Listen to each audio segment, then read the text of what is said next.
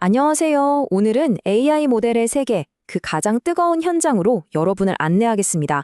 바로 오픈 AI가 2019년 이후 정말 오랜만에 공개한 오픈 가중치 모델 GPT-OS에 대한 이야기인데요.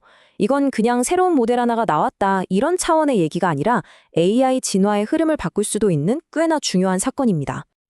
여러분, 챗 GPT 같은 AI랑 대화하면서 와, 이거 대체 어떻게 이렇게 똑똑하게 대답하는 거지? 이 까만 화면 뒤에서는 도대체 무슨 일이 벌어지고 있는 걸까? 이런 궁금증 한 번쯤 가져보지 않으셨나요? 오늘은 바로 그 비밀스러운 엔진룸의 문을 살짝 열어보는 시간을 가지려고 합니다. 자, 오늘 우리가 떠나볼 여정의 지도입니다. 먼저 따끈따끈한 새 모델 GPT-OS를 만나보고요. 그리고 그 조상격인 GPT-2 시절로 돌아가서 도대체 어떤 놀라운 발전을 거쳤는지 7가지 핵심 업그레이드를 하나하나 뜯어볼 겁니다. 또 강력한 라이벌인 QN3와는 어떻게 다른지 비교도 해보고 마지막으로 이 모든 기술의 발전이 바로 우리에게 어떤 의미가 있는지 그 핵심을 짚어보겠습니다. 네, 첫 번째 이야기입니다. 오픈 AI가 GPT-OS라는 모델을 세상에 공개했습니다. 이게 왜 그렇게 중요하냐면요. 2019년에 GPT-2를 공개한 이후 무려 5년 만에 처음으로 모델의 속살, 그러니까 그 내부 기술을 투명하게 공개한 거거든요. 전 세계 개발자들이나 연구자들한테는 정말 엄청난 선물 보따리가 풀린 거나 마찬가지인 셈이죠. 정말 오랜만이죠? 근데 더 놀라운 건 뭐냐면요. 아주 영리한 최적화 기술들 덕분에 이렇게나 강력해진 모델을 이제는 개인용 컴퓨터, 심지어 우리가 게임할 때 쓰는 그런 그래픽카드 하나만으로도 충분히 돌려볼 수 있게 됐다는 거예요. 자, 그럼 이 엄청난 진화를 제대로 이해하려면 우리 잠시 타임머신을 좀 타야 합니다. 2019년으로 거슬러 올라가서 이 모든 이야기의 기준점이 되어줄 모델, 바로 GPT-2를 만나보시죠. 이 표 한번 보세요. 와, 한눈에 변화가 확 들어오죠? 두 모델 다 트랜스포머라는 기본 뼈대는 같아요. 하지만 그 안에 들어가는 세부 부품들이 비교도 안 될 만큼 효율적이고 성능 좋게 바뀐 겁니다. 비유하자면 같은 자동차 모델인데 구형 가솔린 엔진이 최신 하이브리드 엔진으로 완전히 풀 체인지된 느낌이랄까요? 자, 이제부터가 진짜 재밌는 부분입니다. 바로 7가지 핵심 업그레이드를 하나씩 파헤쳐볼 텐데요. 제가 예전엔 이런 문제가 있었는데 이걸 이렇게 기가 막히게 해결했구나 하고 여러분이 무릎을 탁 치실 수 있도록 아주 쉬운 비유를 들어서 설명해 드릴게요. 우리가 함께 살펴볼 7가지 마법 같은 기술들입니다. 이 순서대로 하나씩 따라오시다 보면 어느새 아하, AI가 이런 식으로 똑똑해지는 거구나 하는 순간이 오실 겁니다. 첫 번째, 드롭아웃을 과감하게 버렸다는 겁니다.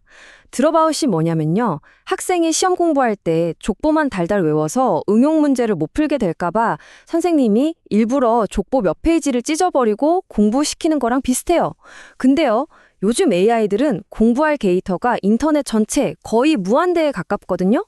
족보만 외우고 싶어도 그럴 수가 없는 환경인 거죠. 그러니까 90페이지를 찢을 필요가 없어진 거예요. 오히려 방해만 되니까 이거 그냥 없애버리자 이렇게 된 겁니다. 다음은 로프웨라는 기술인데요. 예전 방식은 단어마다 너는 1번 자리, 너는 5번 자리 이렇게 딱딱한 주소표를 붙여줬어요. 근데 로프는 훨씬 똑똑합니다. 마치 시계바늘처럼 앞 단어를 기준으로 시계 방향 30도 위치 이런 식으로 상대적인 관계, 그 미묘한 거리를 알려주는 거죠. 훨씬 더 유연하게 문맥 속에서 단어의 순서를 파악할 수 있게 된 겁니다. 자, 이 모이레이라는 건 정말 천재적인 아이디어예요. 비유하자면 모든 병을 다 보는 만능 의사 한 명 대신에 심장 전문의, 뇌 전문의, 피부과 전문의 이렇게 수십 명의 전문가들이 모여있는 거대한 대학병원 같은 겁니다. 그래서 코딩에 대한 질문이 들어오면 코딩 전문가 몇 명만 딱 깨어나서 일하고 나머지 전문가들은 그냥 쉬는 거예요. 덕분에 모델의 전체 뇌 용량은 어마어마하게 큰데 실제로 일하는 부분은 작으니까 엄청나게 빠르고 효율적인 거죠. 이번엔 슬라이딩 윈도우 어텐션입니다. 이것도 정말 기발한데요. 우리가 엄청 두꺼운 소설책을 읽을 때 첫 페이지부터 마지막 페이지까지 모든 단어를 다 기억하진 않잖아요? 보통은 바로 직전에 읽었던 몇 문단, 몇 페이지에 집중하죠. 이게 바로 그 단기 집중 돋보기 같은 기술입니다.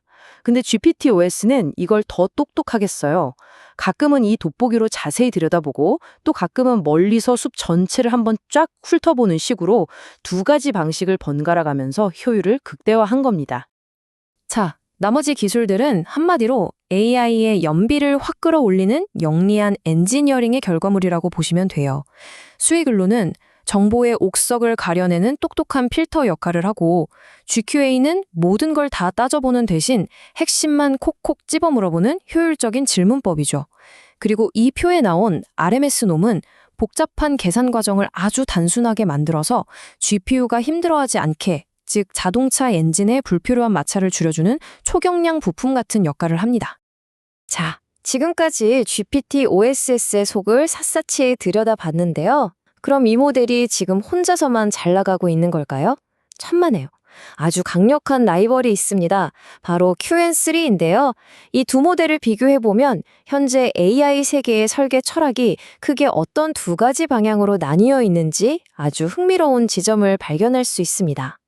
두 모델의 전략적인 차이를 한마디로 표현하면 딱 이겁니다. 깊고 좁게 갈 것이냐, 아니면 넓고 얕게 갈 것이냐. 마치 하늘을 찌르듯이 높고 뾰족한 초고층 빌딩을 지을 것인가, 아니면 층수는 낮지만 아주 넓게 펼쳐진 대학 캠퍼스를 지을 것인가 하는 선택의 문제와도 같죠. 이 표를 보시면 바로 이해가 되실 거예요. QN3는 트랜스포머 블록, 그러니까 건물의 층수가 48층으로 아주 높습니다. 반면에 GPT-OS는 24층으로 절반밖에 안 되지만 각 층의 면적에 해당하는 임베딩 차원이 훨씬 넓죠. 보통 이렇게 넓은 모델이 여러 계산을 동시에 처리하기 좋아서 응답 속도가 더 빠르다고 알려져 있고요. 깊은 모델은 더 복잡하고 추상적인 개념을 학습할 잠재력이 더 크다고 봅니다. 전문가를 쓰는 방식도 스타일이 완전히 달라요. QN3는 요즘 유행처럼 작은 전문가들을 아주 많이 두는 128명의 전문가 팀을 꾸렸습니다. 그런데 GPT-QSS는 좀 고집이 있어요.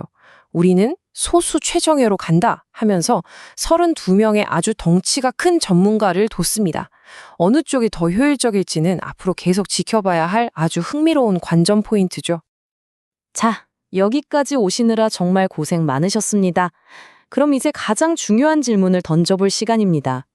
이렇게 복잡하고 어려운 기술 이야기들이 그래서 우리랑 도대체 무슨 상관인데 이게 왜 그렇게 중요한 걸까요?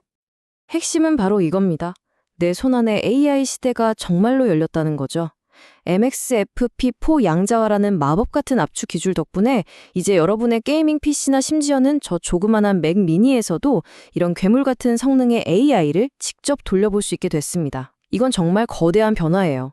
남의 회사 서버가 아니라 바로 내 컴퓨터에서 나만의 데이터를 가지고 AI를 실험하고 만들어보는 시대가 열리고 있다는 뜻이니까요.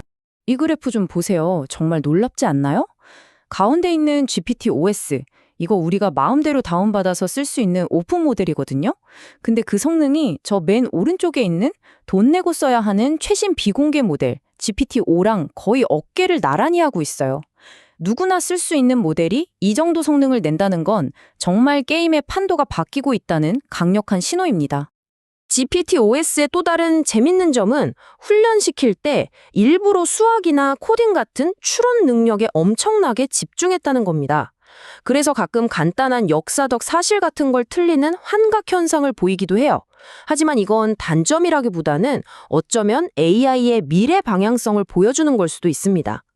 이제 AI는 단순히 세종대왕이 누구인가를 외우는 거대한 백과사전이 아니라 복잡한 문제를 함께 풀어가는 문제 해결 파트너로 진화하고 있다는 거죠. 오늘 이야기를 마무리하면서 여러분께 질문 하나를 던지고 싶습니다.